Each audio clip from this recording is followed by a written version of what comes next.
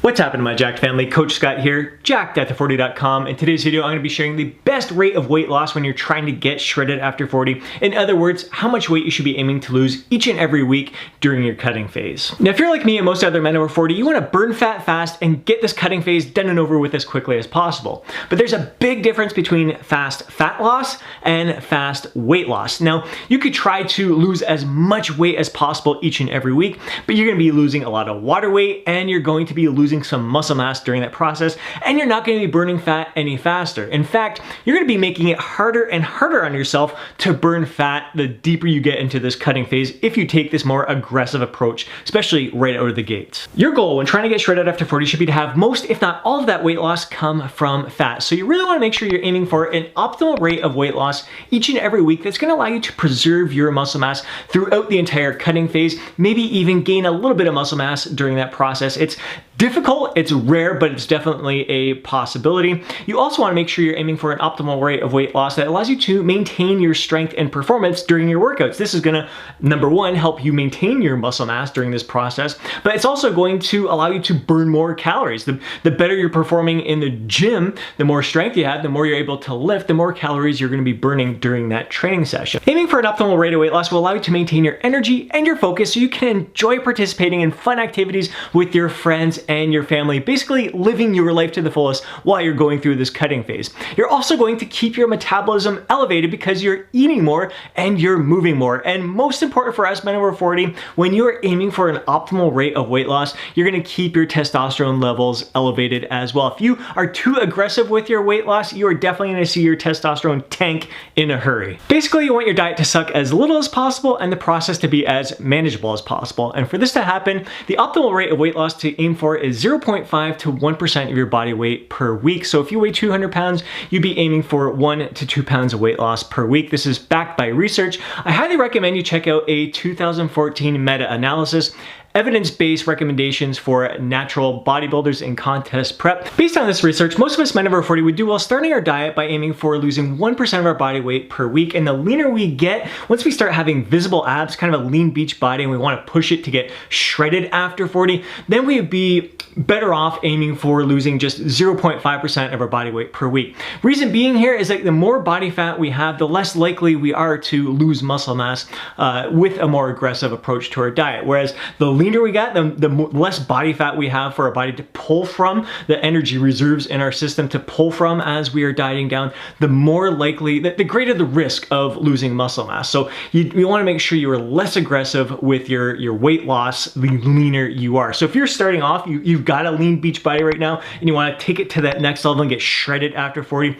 you're going to want to begin it by aiming for 0.5%. But if you're over 12% body fat, you'd be fine aiming for that 1%, losing 1% of your body weight per week. One of the big reasons I really like this approach of slowing down the rate of weight loss from 1% to 0.5% weight loss per week, the deeper you get into the cutting phase, the leaner you are getting, is that as you get closer to the end of your cutting phase, you're closer and closer to your maintenance level calories. So the transition from cutting phase to maintenance isn't all that drastic. Whereas if you took an opposite approach and you got more and more aggressive, the deeper you got into your cutting phase, not only are you going to be famished, ravenous, and can't wait to get out of this diet, you're just the transition, it's gonna be such a drastic change. You're just gonna wanna slip back to old bad eating habits, and trying to find where your maintenance level calories are going to be is gonna be a lot more difficult to find. It's gonna be a longer process, whereas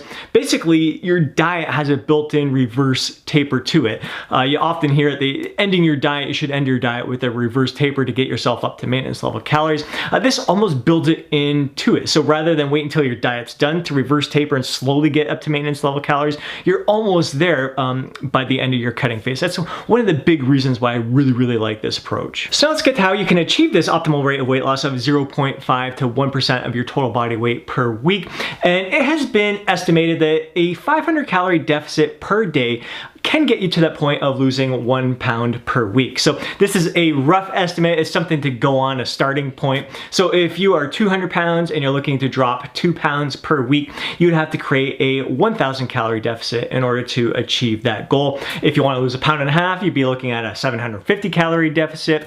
And again, these are just estimates. It's just a starting point. And to create your deficit, you first need to know what your maintenance level calories are. And I have a calculator tool on my website. You'll enter your age, height, and weight along with your activity factor, and that is going to give you your TDEE, your total daily energy expenditure. That is the number that you will consume roughly to maintain your weight. And if you want to create a 500 calorie deficit to lose 1 pound per week, you would just subtract 500 calories from there. And again, this is just a tool. This is something to give you a starting point to gauge from. What you want to do from here is monitor your body weight. I recommend you weigh yourself daily and spot the trends. So if your goal is to lose 1 pound per week and you are consuming a 500 calorie deficit each and every day consistently, and your weight has trended down, you lost that pound per week, you know, all right, I'm going to keep rolling with this.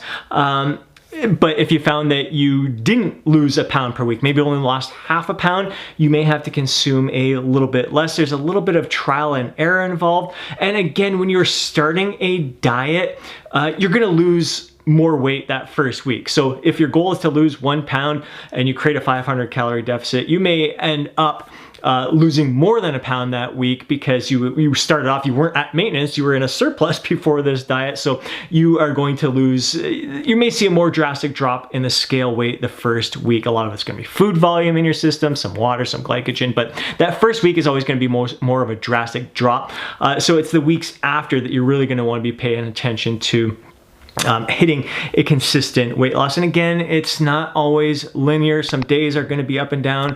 1 week you may not lose 1 pound, and it doesn't necessarily mean that you have to make some drastic adjustments or anything like that. Often you want to give it a couple weeks to really see if you're nailing, if you really found a caloric target that is suitable to achieving your goal. So really it's the starting point, having that deficit, that number to aim for in the beginning. It's just a starting point, but you really got to monitor your biofeedback, what's happening with your body, and really trying to keep things as consistent as possible, keeping your caloric intake as consistent as possible, keeping your activity levels as consistent as possible, keeping your sleep schedule as consistent as possible. So the more consistency you can have across the board, the easier it's going to be to determine if any change really needs to be made and where to make those changes. And to help you be more consistent with your diet, you may find it useful to consume some of the same meals each and every day. For me personally, there's 3 meals that I eat just about every single day because I love them, but it's mindless eating for me. I don't really have to think about it. It is automatic. Dinner's where I get my variety from, as well as some snacks. If you want to see exactly how I structure my meal plan to get shredded after 40, there's a link down below to the free guide, Jacked After 40. It includes a 7-day sample meal plan, the exact meal plan that I followed to get shredded after 40, allowing me to hit the optimal rate of weight loss of 0.5 to 1% per week. I hope you enjoyed today's video. If you did, please hit that thumbs up button. I'd really appreciate it. If you know a fellow bro who would benefit from watching today's video, do him a favor and share it with them. More than anything, I'd love to hear from you down in the comment section below. Share your thoughts, share your feedback, share your insights and your experiences with me. If you haven't subscribed to the channel already, do so now. Hit that alert button so you're notified each time I upload a video. Have yourself an amazing day. I'll catch you in the next video.